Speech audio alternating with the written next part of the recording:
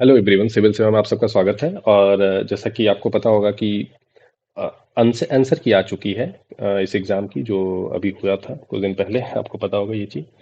तो अभी आंसर की में बहुत सारे चीज़ें चल रही हैं। पहले मैं पेन स्टार्ट कर लेता हूँ एक बार।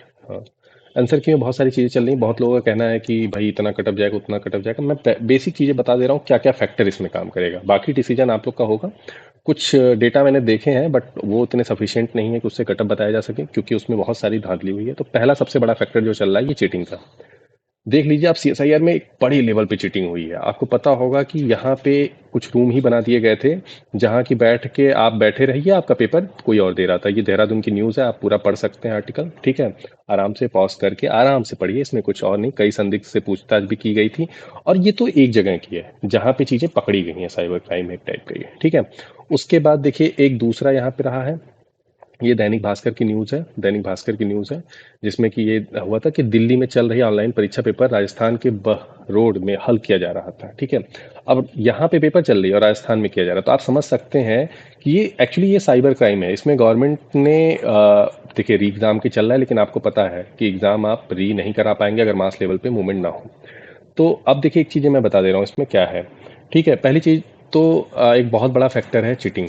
क्योंकि आप सोचिए कि अगर 400 के अराउंड सीटें हैं, ठीक है।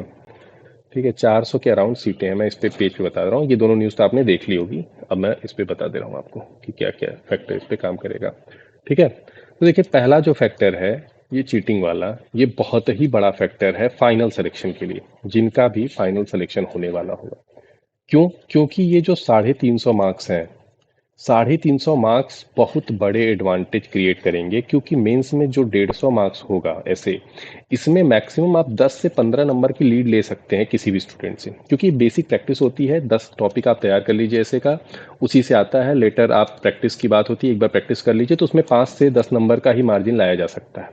अगर यहाँ किसी ने आपसे 50 नंबर का मार्जिन क्रिएट कर लिया है, तो उसका ऑलरेडी सिलेक्शन होना है। और मैं बहुत सारे स्टूडेंट को देखा हूँ, जो कि बहुत स्टूडेंट के मार्क्स देखा हूँ जिनके 290, 300 हैं, जो कि कभी भी पॉसिबल नहीं था इस पेपर में। क्योंकि आप सोच रहे हैं, 350 में से 300 नंबर, आप समझिए कि कितना परसेंट हुआ, ठीक है।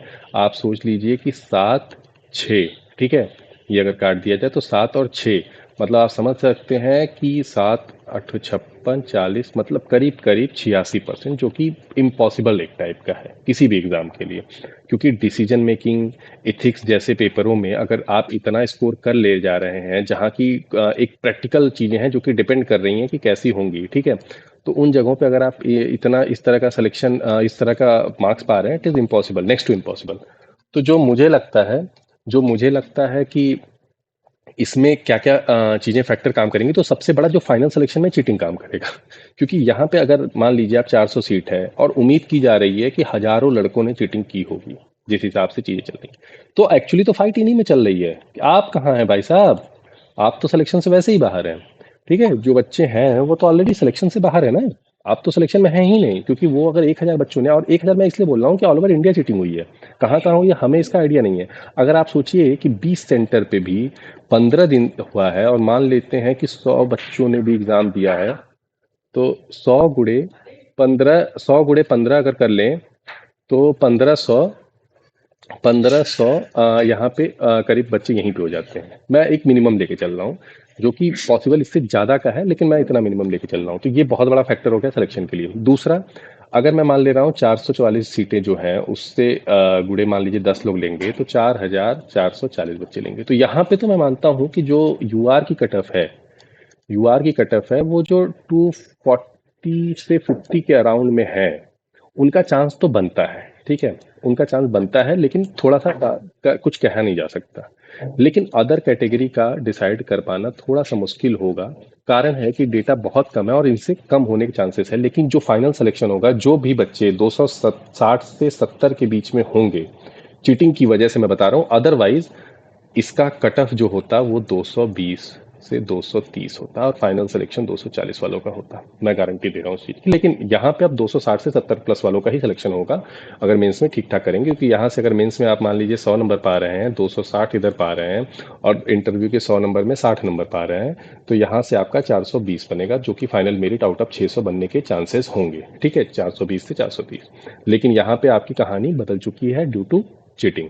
तो ये तो सबसे बड़ा फैक्टर रहा और कोई फैक्टर इसमें काम नहीं कर रहा है, जिसकी वजह से मैं मानता हूँ कि जो इस समय मूवमेंट पे आप देख रहे हैं चीटिंग किस लेवल पे चल रही है, और पता नहीं चीज़ों पे क्यों एक्शन नहीं लिया जा सकता है। और मैं मानता हूँ बहुत सारा खर्चा होता है एग्ज़ाम कराने में, लेकिन आप बच्चों के भविष्य के बारे में सोचिए। अगर बच्चों का भविष्य इस तरह से डिसाइड होगा कि कुछ चीटिंग करके लोग वहाँ पे पहुँच जाएंगे गवर्नमेंट ऑफिशियल में, तो वो ऑब्वियसली आगे भी यही करेंगे ना। कि अगर वो डायरेक्टर रैंक पे जा रहे हैं तो वो एग्ज़ाम जब कंडक्ट कराएंगे तो वो क्या चाहेंगे कि भाई मैंने 50 लाख दे के पेपर खरीदा था, तो सामने वाले को भी 1 करोड़ में बेचता हूँ। तो ये तो फंडा चलता रहेगा ना अगर इस चीज़ को अभी से सही नहीं किया जाएगा। जो कि मैं मानता हूँ गवर्नमेंट काफ़ी स्ट्रिक्ट है, बहुत अच्छा करना चाह रही है, लेकिन ये जो बाहरी अराजक तत्व हैं उन्होंने ये चीज़ों को बेकार करके रखा है, बहुत बुरी तरह से खराब करके रखा है। मुझे विश्वास है कि गवर्नमेंट इन चीज़ों पे आने वाले समय में काफ़ी अच्छा करेगी, लेकिन रिसेंट टाइम में इस पे बहुत ज़्यादा एक्शन लेने की ज़रूरत है। ठीक है, तो चलिए मिलते हैं, धन्यवाद। नेक्स्ट वीडियो में मिलते हैं, और बाकी कोई इशू हो तो आप टेलीग्राम चैनल ज्वाइन कर सकते हैं। तब तक के लिए जय हिंद, जय भारत।